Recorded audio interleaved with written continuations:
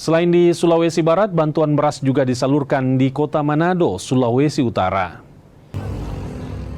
Penyaluran bantuan pangan non-tunai atau BPNT dilakukan di Kelurahan Dendengan Luar, Kecamatan Paal 2, Kota Manado, Sulawesi Utara.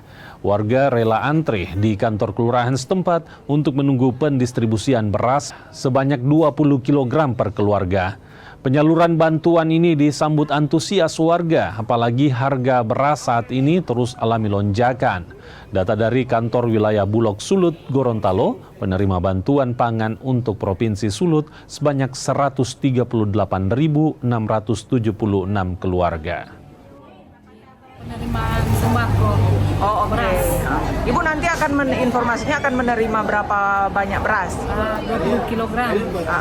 Nah Bu, kita tahu kan ini saat ini harga beras sedang tinggi-tingginya.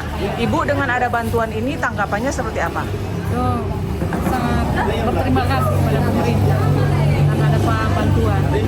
Ibu kalau biasa hari-hari sekarang beli beras harganya berapa Bu?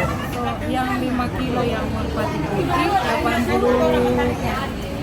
82.500. Jadi itu kurang lebih 1 kilo kena berapa Bu? 16.500.